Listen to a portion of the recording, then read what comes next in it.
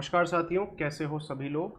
उम्मीद करता हूँ काफ़ी बेहतर स्थिति में आप सभी लोग होंगे और एसएससी की तरफ से एक और नया नोटिफिकेशन आप सभी लोगों के लिए आ गया है, जो कि है एसएससी आईएमडी साइंटिफिक असिस्टेंट का। IMD means India meteorological department की तरफ से आया है।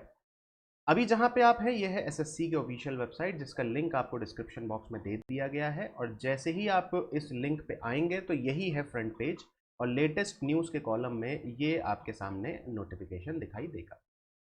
आपको करना कुछ नहीं है, इस पर क्लिक करना है और सीधे आप पहुंच जाएंगे इनके ऑफिशियल नोटिफिकेशन के पेज पे। अब एक एक करके जो ज़रूरी जानकारी है वो आप सभी लोगों के साथ साझा करी जाएगी। तो सबसे पहले देखते हैं भाई कि date of submission of online application क्या है। तो 30 सितंबर से लेके 18 अक्टूबर तक का टाइम आपको दिया गया है। तो अभी आपके पास काफ़ी अच्छा टाइम है, फटाफट से इस फॉर्म को भी भर दीजिए। ठीक है, अगर आपने एसएससी सीजीएल का फॉर्म भरा है तो ये फॉर्म भी भर दीजिए। आपके पास में 18 अक्टूबर तक का टाइम है। लास्ट डेट 18 अक्टूबर है। Last date and time for generation of offline challan, अगर आप ऑफलाइन पेमेंट कर रहे हैं तो ऑफलाइन चालान जनरेट करने का लास्ट डेट है 19 अक्टूबर। Last date and timing for making online fee payment is 20th of October. Last day for payment through challan during working hours of bank is 20th of October. Date of window for application form correction is 25th of October. Tentative schedule for CBE मतलब computer based examination is December 2022। कितना clear है।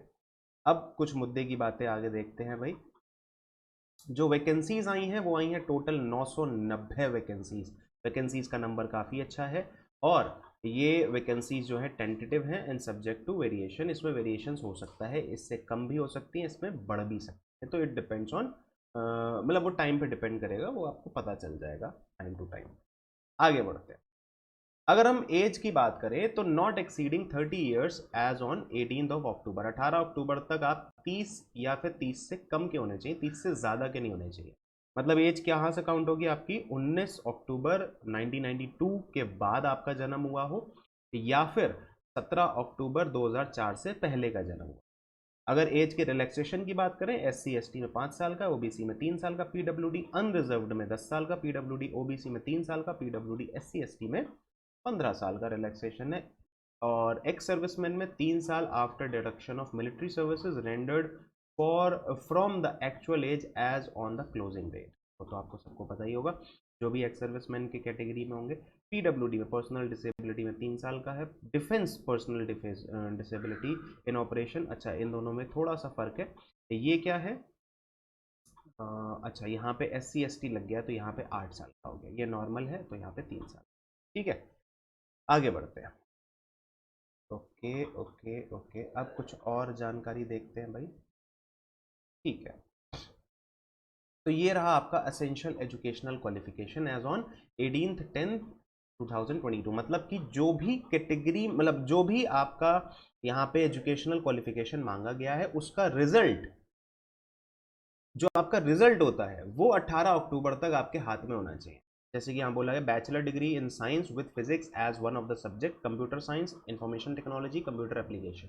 इन short, अगर आपने BTech किया हुआ है computer science से या फिर आईटी से, या फिर आपने बीसीए किया हुआ है, ठीक राइट, या फिर बैचलर डिग्री इन साइंस मतलब बीएससी किया हुआ है with physics as one of the subject, इनमें से कुछ भी किया है तो आप अप्लाई कर सकते हैं। लेकिन इनका रिजल्ट जो है 18 अक्टूबर तक आपके पास में होना चाहिए, राइट।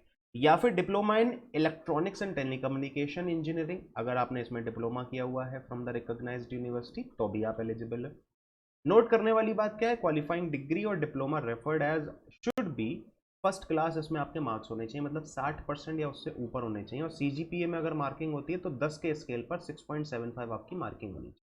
सही है। इसके बाद आगे देखते हैं, क्वालिफाइंग डिग्री और डिप्लोमा रेफर्ड अब must be of 3 years after 10+2। मतलब 12th के बाद में जो भी आप कार्यक्रम कर रहे हैं, चाहे बैचलर डिग्री हो चाहे डिप्लोमा हो, वो 3 साल के ड्यूरेशन का तो मिनिमम होना ही चाहिए। और नोट करने वाली बात तीसरी क्या है, the applicant must have pass 10+2 from the recognised university, recognised board in science with physics and maths as a core subject. Chemistry नहीं भी होगा चलेगा, but physics and maths must be the core subjects. Correct है? ठीक है, आगे बढ़ते हैं। अब कुछ और जानकारी है, अहम महत्वपूर्ण जानकारियां कुछ बची हैं क्या? हाउ टू अप्लाई, मैं आपको पूरा फॉर्म भर के दिखा दूंगा किस तरह से भरना है। 100 रुपये आपकी पेमेंट का फीस है, वो तो एसएससी का आपको पता ही है। एसएससी सीजीएल का भी 100 रुपये था, इसमें भी 100 रुपये। Women's candidate belonging to SC ST persons with benchmark disability ex serviceman are exempted from the payment of fees. तो इन कैटेगरीज के लोगों को कुछ भी नहीं पे करना है। यहाँ पे जो फीस है 100 रुपये, वो जनरल कैटेगरी की है, ओबीसी कैटेगरी की है और ईडब्ल्यूएस कैटेगरी की। क्लियर है? आगे बढ़ते हैं। ऑनलाइन पेमेंट मोड है, बाकी वो सारे चीज़ें वो तो आपको पता ही। चलो भाई, तो अब और काम की जरा बातचीत देखते हैं, वो ये है स्कीम ऑफ एग्जामिनेशन। तो आपका जो एग्जाम होगा वो 2 पार्ट्स में होगा। Commission will conduct a computer based examination comprising 20 questions carrying 20 marks for 2 hours duration. The question paper would have 2 parts, part A part B. ठीक है? तो पार्ट ए में क्या है, कंप्यूटर बेस्ड एग्जामिनेशन होगा, जिसमें general intelligence, quantitative aptitude, English language and comprehension और general awareness होगा। 25-25 क्वेश्चंस रहेंगे, 120। अच्छा, ये तो 120 मिनट टोटल इसके साथ है। तो भाई आगे बढ़ते हैं। पार्ट 2 कंप्यूटर बेस्ड एग्जामिनेशन होगा, जिसमें physics, computer science and information technology, electronics communication and engineering के 100 क्वेश्चंस होंगे। 120 मिनट टोटल दिए जाएंगे, मतलब 60 मिनट आई थिंक इसमें दिए जाएंगे, 60 मिनट इसमें दिए जाएंगे। वो आपको देखना होगा, टोटल टाइम मिलेगा आपको 120 मिनट। सही है? क्लियर है? आगे लिखा है candidate will be required to attempt both part 1 and part 2 of the examination. Part 2 of the examination will be on the basis of the subject opted in the online application form. In other words, candidate opt for physics will be required to attempt physics paper. Candidate opting for computer science or IT will be required to attempt computer science and IT paper, and candidates opting electronics and communication will be required to attempt electronics and communication part 2 में रहेगा। Failing which their candidature will be rejected. ठीक है, आगे बढ़। Negative marking 0.25 की रखी गई है, मतलब एक गलत क्वेश्चन पर 0.25 मार्क्स कट हो जाएंगे। जो पेपर होगा वो बाइलिंगुअल होगा, इंग्लिश और हिंदी में होगा, एक्सेप्ट इंग्लिश लैंग्वेज का जो पेपर है वो सिर्फ इंग्लिश में। तो ये बात देखो पता है।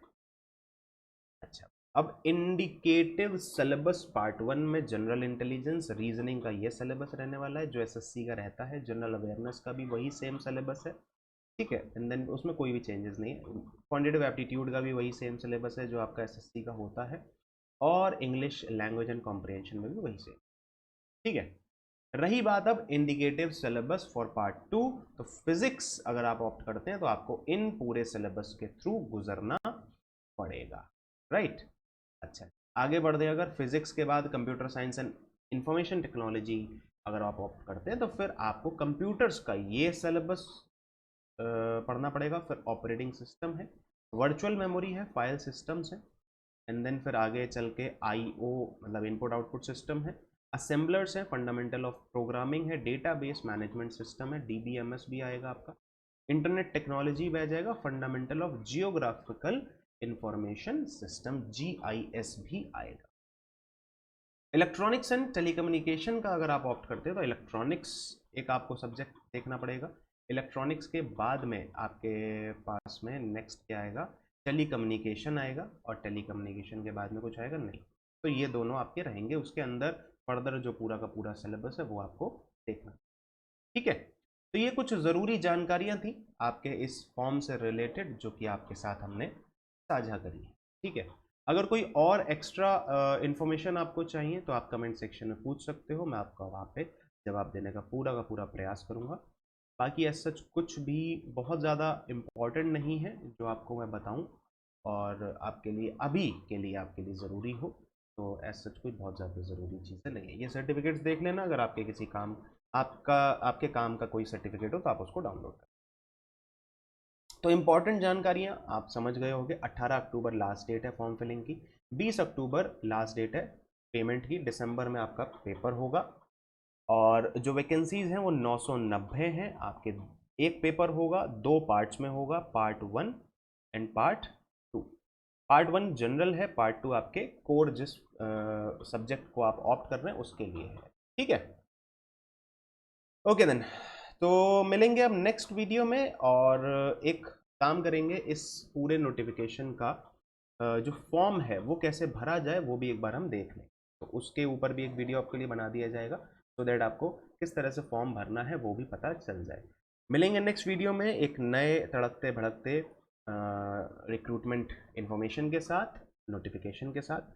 वीडियो को अगर पसंद आया हो तो वीडियो को लाइक ज़रूर कर देना, चैनल पर पहली बार आए हो तो चैनल को सब्सक्राइब ज़रूर कर दीजिएगा, और बने रहिएगा इस चैनल पे, अपने दोस्तों के साथ शेयर करिए इस चैनल को। मिलते हैं फिर नेक्स्ट वीडियो में, तब तक के लिए ख्याल रखिएगा। Take care, bye bye, and see you there. Please like and share the session also.